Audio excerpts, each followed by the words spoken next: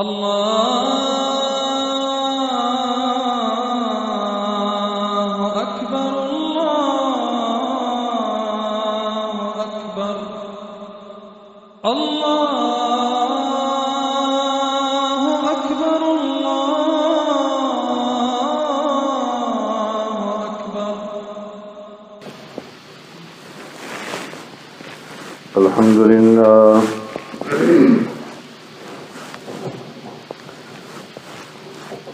الحمد لله نحمده ونستعينه ونستغفره ونؤمن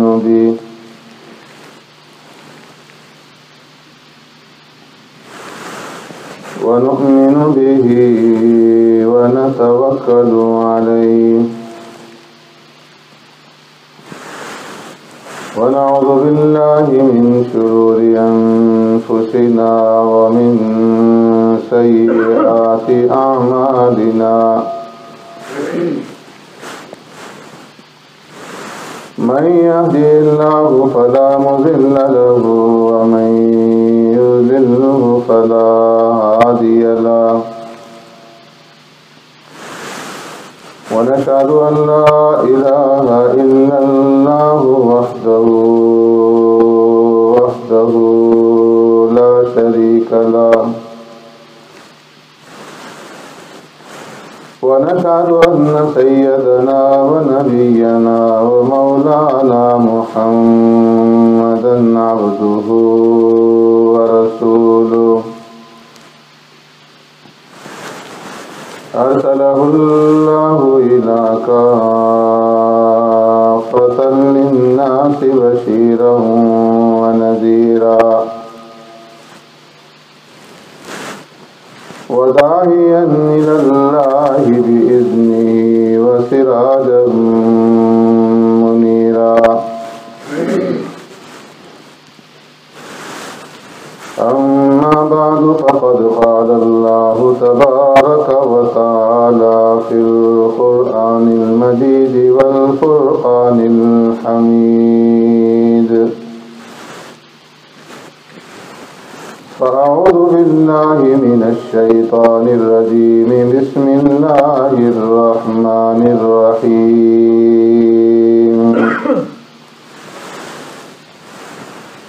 وإذ جعلنا البيت مثابة للناس وأمنا واتخذوا من مقام إبراهيم مصلى وعهدنا إلى إبراهيم وإسماعيل أن طهرا بيتي للطائفين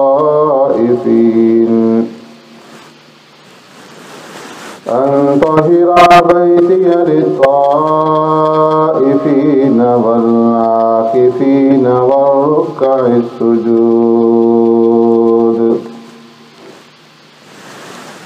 وإذ قال إبراهيم رب اجعل هذا بلدا آمنا وارزق أهله من الثمرات من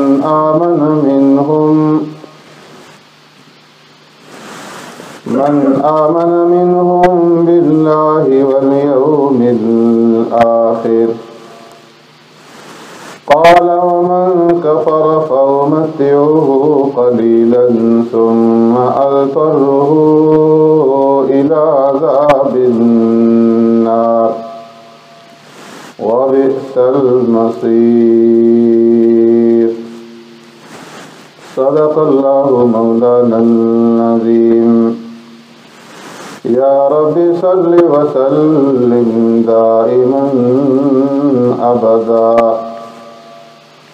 على حبيبك خير الخلق كلهم. هو الحبيب الذي ترجى شفاعته بكل هول من الأهوال مقتحم.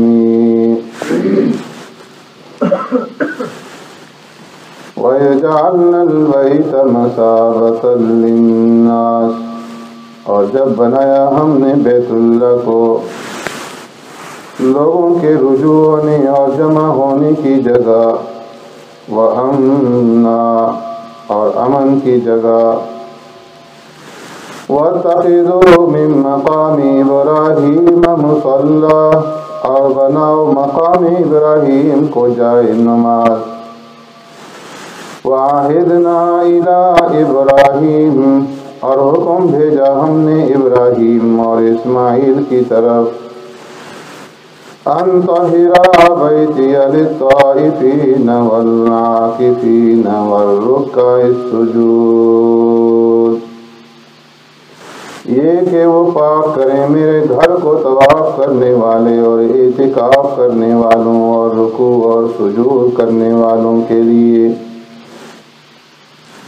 وَإِذْ قَالَ إِبْرَاهِيمُ اور یاد کیجئے اس وقت کو جب کہا ابراہیم علیہ السلام نے، رب اجعل هذا بلدا آمنا، اے پروردگار بنا دیجئے اس کو شہر امن والا، وارزق اہلہ من الثمرات اور رزق دے یہاں کے رہنے والوں کو پھلوں میں سے، من آمن منہم باللہ والیوم الآخر جو ایمان لائے ان میں سے اللہ پر اور آخرت کے دن پر، قال ومن کفر فأمتعه قلیلا فرمایا جس نے کفر کیا میں فائدہ پہنچاؤں گا اس کو تھوڑے دنوں تک،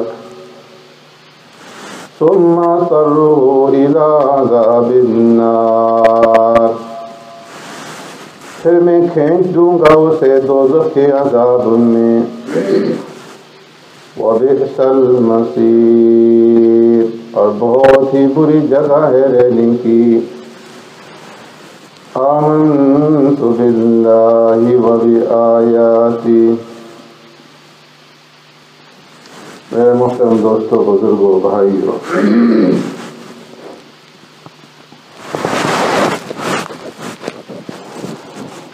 سورہ بقرہ کی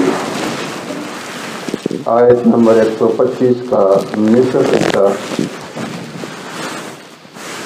اس سے پہلے آپ حضرات کے سامنے بیان ہو چکا ہے، اور اس آیت کے آخری جز میں اللہ تبارک و تعالی نے یہ ارشاد فرمایا کہ ہم نے ابراہیم اور اسماعیل کو اس بات کا حکم دیا کہ ان طہر بیتی للطائفین کہ میرے گھر کو طواف کرنے والوں کے لیے، اعتکاف کرنے والوں کے لیے اور عبادت کرنے والوں کے لیے پاک اور صاف رکھا جائے۔ یہاں پر ان طہرا سے مراد طہارت، صفائی اور پاکیزگی ہے، اور اس سے مراد ہر طرح کی طہارت ہے، ہر طرح کی صفائی ہے، ظاہری صفائی بھی اور باطنی صفائی بھی۔ اور بیتیہ کے لفظ سے جہاں پر بیت اللہ مراد ہے، تو اسی طرح دنیا کے اندر جتنی بھی مساجد ہیں وہ تمام کی تمام مساجد اس بیتیہ کے لفظ میں داخل ہیں، اور وہ تمام کی تمام مساجد بھی اس سے مراد ہیں۔ سورہ نور میں اللہ تبارک و تعالیٰ نے ان تمام مساجد کی طرف اشارہ فرمایا، فی بیوت اذن اللہ ان ترفع ویذکر فیہا اسمہ، کہ اللہ تبارک و تعالیٰ نے اپنے ان گھروں کو جن کو بلند کرنے کا اس نے حکم دیا ہے، وَيُذْكَرَ فِيهَا اسْمُهُ اور اس بات کا حکم دیا ہے کہ ان گھروں میں، ان مساجد میں اللہ کا ذکر کیا جائے، صبح اور شام اللہ کی عبادت کی جائے۔ تو اس لیے فرمایا کہ جس طرح بیت اللہ کی طہارت اور پاکیزگی کا حکم ہے، اسی طرح تمام مساجد کی طہارت اور پاکیزگی کا حکم ہے کہ مساجد کو ظاہری اور باطنی ہر طرح کی نجاستوں سے پاک اور صاف رکھا جائے۔ جو مسلمان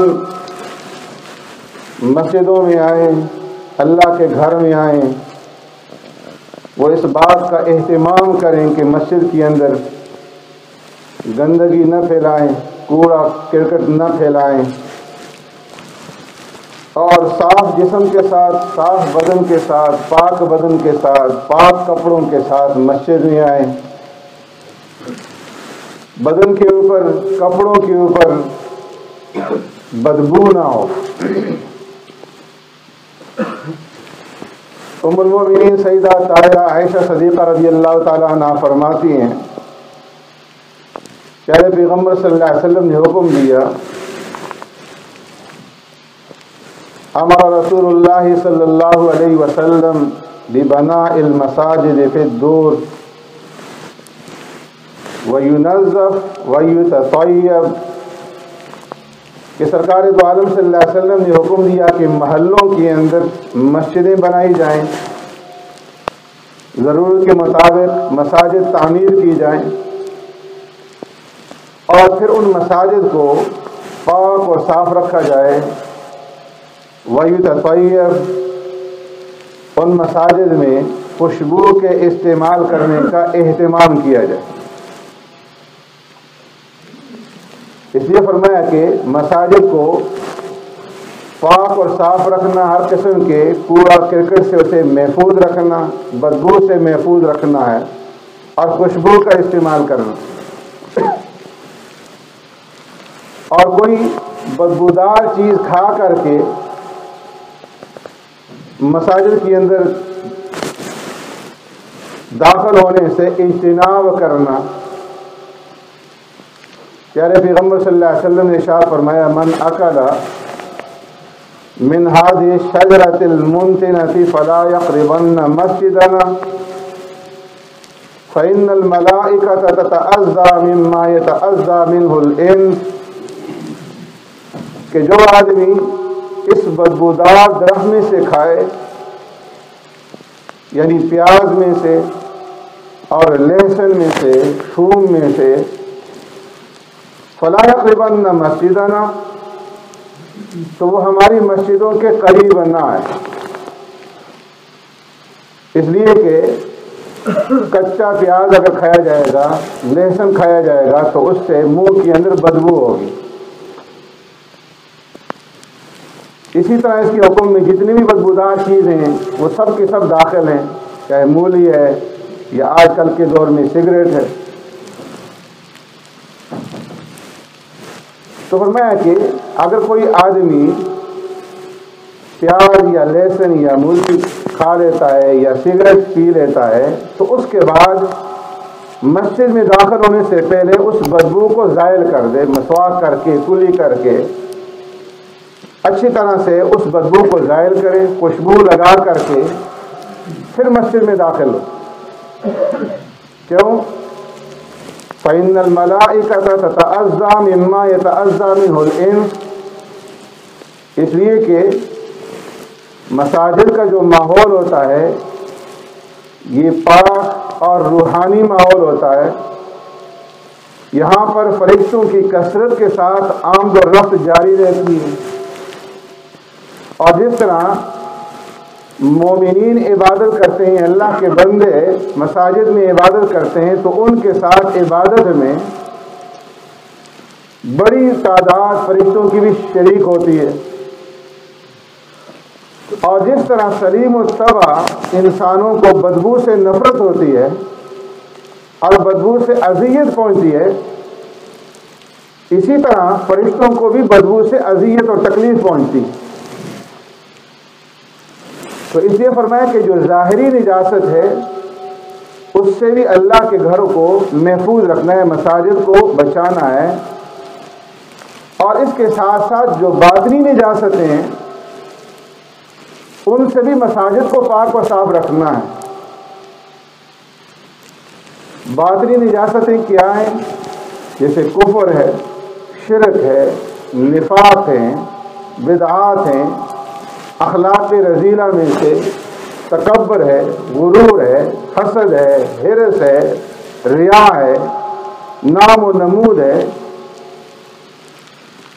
کہ یہ ساری کی ساری باطنی بیماریاں ہیں، کدورتیں ہیں، غلاظتیں ہیں۔ اس لیے فرمایا انما المشرکون نجس فلا یقربن مسجد الحرام بعد عامہم ھذا۔ مشرکین کیا ہیں؟ وہ پلید ہیں، نجس ہیں۔ تو دل و دماغ کو ان باطنی بیماریوں سے بھی پاک اور صاف کرنا ہے۔ ظاہری نجاست سے جس طرح مسجد کو بچانا ہے، اسی طرح باطنی نجاست سے بھی ایسا کوئی عمل نہیں کرنا کہ جس کے اندر یہ باطنی غلاظت ہو۔ تو اس لیے فرمایا کہ ان طہر بیتی للطائفین والعاکفین والرکع السجود، کہ ہم نے ابراہیم علیہ السلام اور اسماعیل علیہ السلام کو اس بات کا حکم دیا کہ وہ میرے گھر کو پاک اور صاف رکھیں۔ کن کے لیے؟ للطائفین، طواف کرنے والوں کے لیے، والعاکفین، اعتکاف کرنے والوں کے لیے، اور رکوع اور سجود کرنے والوں کے۔ اس میں ایک طرح سے مشرکین مکہ کے اوپر اعتراض بھی ہے کہ تم لوگ تو اپنے آپ کو ملت ابراہیمی کے اوپر سمجھتے ہو، اور ہم نے ابراہیم اور اسماعیل کو یہ حکم دیا تھا کہ وہ میرے گھر کو پاک اور صاف رکھیں، اور تم نے بیت اللہ کے اندر لا کر کے بت رکھ دیے۔ ہم نے حکم دیا تھا کہ میرے گھر کے اندر میری عبادت کی جائے، اور تم نے بت رکھ کر کے بتوں کی پرستش اور عبادت شروع کر دی، جبکہ تم ملت ابراہیمی کے دعوے دار بھی ہو۔ تو ملت ابراہیمی کے دعوے داروں کے لیے ضروری ہے کہ وہ ہر طرح کی نجاست سے میرے گھر کو پاک اور صاف رکھیں۔ یہاں پر فرمایا طائفین سے مراد طواف کرنے والے ہیں، اور طواف کی عبادت یہ بیت اللہ کے ساتھ مخصوص ہے۔ عاکفین سے مراد اعتکاف کرنے والے۔ اعتکاف کا ایک تو مشہور معنی ہے کہ جو رمضان المبارک کے مہینے میں کرتے ہیں وہ اعتکاف بھی اس سے مراد ہے، اور پھر اعتکاف مستحب بھی مراد ہے۔ اسی طرح فرمایا مفسرین نے کہ عاکفین سے مراد مکہ کے رہنے والے ہیں، اور طائفین سے مراد باہر سے جانے والے ہیں، کہ جو باہر سے جائیں بیت اللہ، ان کے لیے بیت اللہ کی صفائی کا اہتمام کیا جائے، اور جو مکہ کے رہنے والے ہیں مقامی ہیں، ان کے لیے اللہ کے گھر کو پاک اور صاف رکھا جائے۔ والرکع السجود، اور نماز پڑھنے والوں کے لیے، عبادت کرنے والوں کے لیے۔ اس لیے فرمایا کہ جو خارجی ہیں، باہر سے مکہ مکرمہ جاتے ہیں، ان کے لیے بیت اللہ میں سب سے افضل اور اہم ترین جو عبادت ہے وہ طواف۔ نماز میں مشغول ہونے کے بجائے فرمایا کہ وہ جتنے زیادہ سے زیادہ طواف کر سکیں وہ ان کے لیے افضل ہے۔ اسی طرح مساجد میں داخل ہوں تو حکم ہے کہ تحیۃ المسجد پہلے پڑھ لیں، لیکن بیت اللہ جو جائیں ان کے لیے حکم ہے کہ پہلے طواف کریں۔ تو اس لیے وہاں پر فرمایا کہ طواف کا زیادہ سے زیادہ اہتمام ہو۔ روزانہ اللہ تبارک و تعالیٰ کی 120 رحمتیں نازل ہوتی ہیں، اور 60 ان میں سے صرف طواف کرنے والوں کے لیے مخصوص ہے۔ تو فرمایا ان طہر بیتی للطائفین، کہ ہم نے انہیں حکم دیا کہ میرے گھر کو صاف رکھیں طواف کرنے والوں کے لیے، اور اعتکاف اور رکوع اور سجود کرنے والوں کے لیے۔ سبحانک اللہم و بحمدک، نشہد ان لا الہ الا انت، نستغفرک۔